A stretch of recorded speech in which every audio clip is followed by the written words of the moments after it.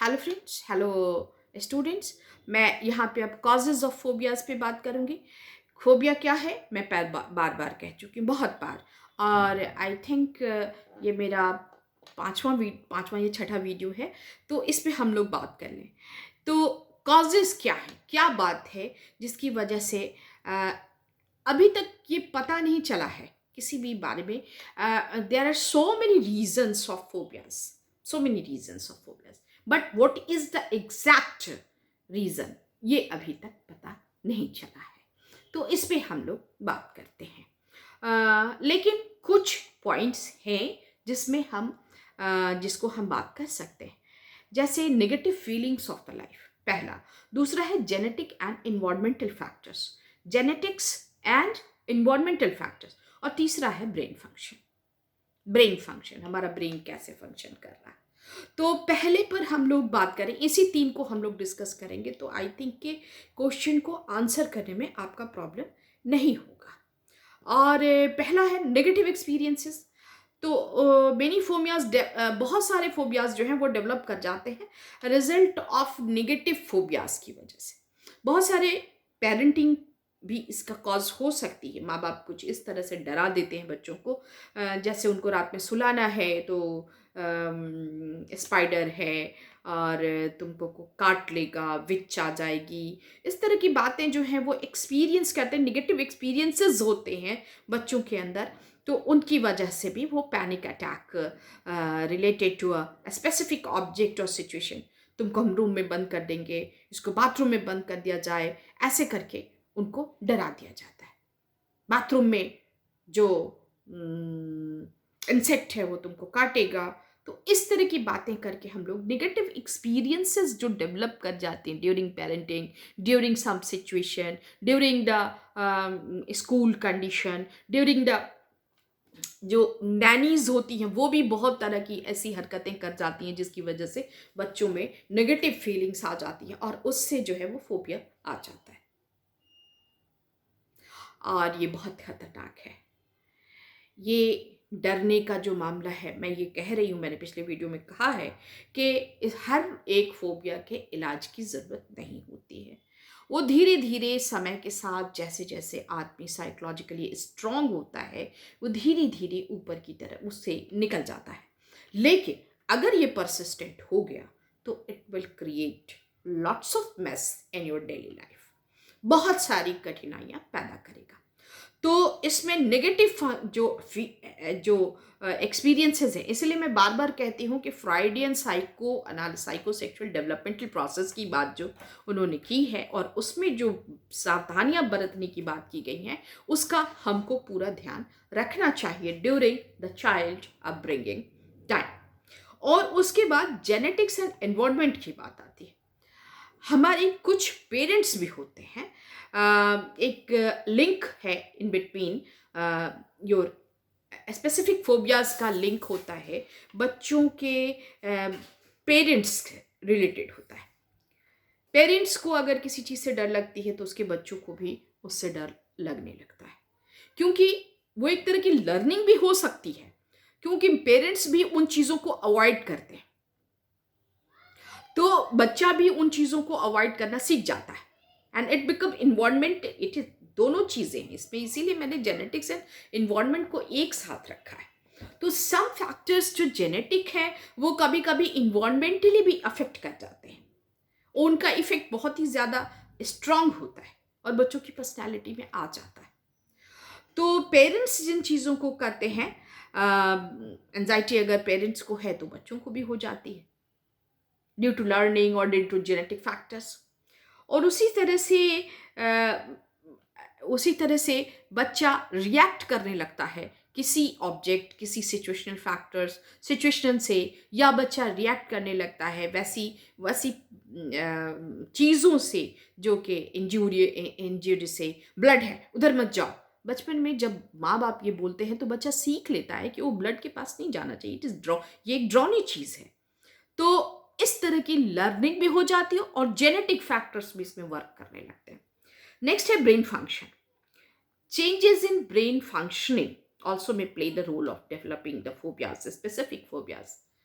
Brain function, मैं इस पर अलग से एक वीडियो आपको पूरा कंप्लीट वीडियो दूंगी, थोड़े ही टाइम का होगा, क्योंकि कुछ ऐसे ये phobia is a state of disturbed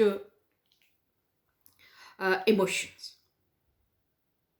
अब इमोशन से रिलेटेड जितने भी पार्ट्स हैं ब्रेन के, उन सबों का रोल थोड़ा थोड़ा थोड़ा थोड़ा आता है किस चीज में, फोबिया के अंदर थोड़ा थोड़ा आता है। लेकिन हिपोकैम्पस, हिपोकैम्पल इज द पार्ट जिसको कि हम मानते हैं फोबियाज के लिए बहुत ही इंपॉर्टेंट रोल अदा करता है।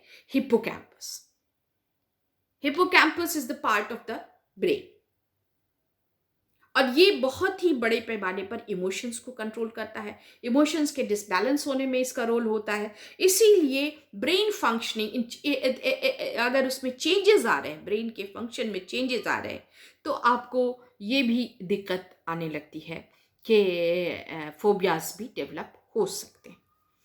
तो ये 3 फैक्टर्स हैं जिनको मैंने आपसे डिस्कस किया। फर्दर अगर कुछ मिला तो मैं किसी वीडियो में और भी डाल दूंगी। रिस्क फैक्टर्स, यहाँ पर इस चीज़ को, फोबिया में रिस्क फैक्टर्स को बहुत ज़्यादा हम लोगों को ध्यान देने की ज़रूरत है। What are the risk factors? इसमें आपके 5 पॉइंट्स को मैंने निकाल के एक्सप्लोर करके रखा है, 5 पॉइंट्स को, and I want to share that कि आपसे हम योर एज। छोटे बच्चों को डर ज़्यादा लगता है, उनको आसानी से डराया जा सकता है, लेकिन उससे बड़े बच्चों को थोड़ा मुश्किल होती है। तो first appearing childhood, specific phobias जो हैं वो बचपन में सामने आते हैं, एंड यूजुअली जो है वो एज है आपका 10 ईयर्स में आता है, और लेटर इन लाइफ भी हो सकता है। तो एज जो है वो, एंड दूसरा जो फैक्टर है आपके relatives. Some relatives are very ignorant, and some relatives are very some family has specific phobias or anxiety. You're more likely to develop it too. तो रिलेटिव्स की वजह से भी ये हो जाता है। इनहेरिटेड टेंडेंसी, जो मैंने पहले भी आपको रिस्क फैक्टर इसमें है कि अगर माँ बाप को है तो बाल बच्चों को भी होगा, चचा को है या मौसी को है तो मामा को है तो आपको भी आ जाए। जिनसे ब्लड रिलेशन है वहाँ से इनहेरिट भी कर लेते हैं हम लोग, और लर्न भी कर लेते हैं। तो ये वही बात है जो मैंने आपको रिलेटिव्स में, और कुछ रिलेटिव्स के बिहेवियर भी ऐसे होते हैं जिनसे बच्चा सीख लेता है डरने का काम, डरा देना। ये देखे हो, सुई है, लगा देंगे, and then after it become a phobia in your child, very easily वो कमांड में आ जाते हैं। 10 साल के बच्चे की कोई ऐसी वो मिडिल चाइल्डहुड में होता है, और मिडिल चाइल्डहुड में आप बच्चे को किसी चीज़ से अगर बहुत ज़्यादा डरा दीजिएगा तो वो फोबिया में डेवलप कर जाने की, फोबिया में कन्वर्ट हो जाने के चांसेस बढ़ जाते हैं। योर टेम्परामेंट, योर रिस्क में increase if you are more sensitive. कुछ बच्चे बहुत सेंसिटिव होते हैं, वेरी सेंसिटिव चाइल्ड, हर बात का उनको बहुत ज़्यादा असर पड़ता है, और कुछ बच्चों में ये चीज़ कम होती है, कभी ज़्यादा हो जाती, कभी कम हो जाती। किस बच्चे में बहुत ज़्यादा सेंसिटिविटी होती है, किसी बच्चे में कम होती है। ये टेम्परामेंट जो है वो पर्सनालिटी फैक्टर है, पर्सनालिटी भी इफेक्ट करता है। कुछ बहुत हार्ड ही होते हैं, ए टाइप पर्सनालिटी जो है वो पर्सनालिटी, एथनिक और बहुत सारे टाइप्स ऑफ पर्सनालिटी आपने देखा होगा, और उनसे जो फ़र्क पड़ता है वो ये है कि आप उनको पर्सनालिटी टाइप से भी, इसका टेम्परामेंट से भी बहुत ज़्यादा रिलेशन है, और फोबियाज जो हैं वो डेवलप कर जाते हैं। और इन फोबियाज की वजह से पर्सनालिटी में अगर आपके कोई कमी है या किसी तरह का कोई प्रॉब्लम आ रहा है तो उस फोबिया को ट्रीटमेंट की ज़रूरत पड़ सकती है, क्योंकि ये in the root of your personality है। इसको आप ऐसे नहीं सीधा। हाँ, धीरे धीरे कुछ और भी आप अगर करें, जैसे आपको बहुत रिच इन्वायरमेंट मिल जाए जहाँ आपके कॉन्फिडेंस बिल्डअप करने का ऐसा कोई टीचर मिल जाए जो आपका कॉन्फिडेंस बिल्ड करने की कोशिश करे, और ऐसा कोई या पेरेंटल केयर इस तरह का आपका हो जाए, तो वहाँ पे जो है इस रिस्क फैक्टर से बाहर निकला जा सकता है। तो और इसमें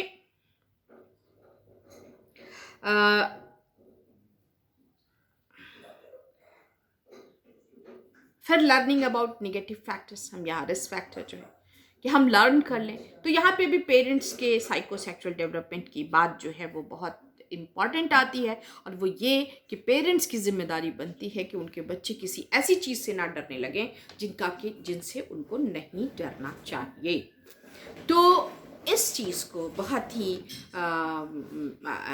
ही हल्के में लेने की आदत नहीं। डर जाता है, नहीं, डर नहीं जाता है, डर जाने से नहीं होता है, ये एक तरह की बीमारी है। फोबिया इज़ अ डिजीज़, और उस डिज़ीज़ को हमको बाहर निकलना ही है उस डिज़ीज़ से। और आप ये पेरेंट्स को ध्यान देने की चीज़ है कि आपका बच्चा किसी चीज़ से नहीं डरे, तो आप उसको डराइए नहीं, और ध्यान रखिए कि क्या ऐसा कोई सिम्टम डेवलप कर रहा है जो नहीं होना चाहिए। That's all. तो ये हैं, और कॉम्प्लिकेशंस जो हैं, अब आपका ये वीडियो भी थोड़ा बड़ा होने लगा है तो मैं इसको रोक रही हूँ, फिर नेक्स्ट वीडियो में मैं कॉम्प्लिकेशंस आपको डिस्कस करूँगी। बाय।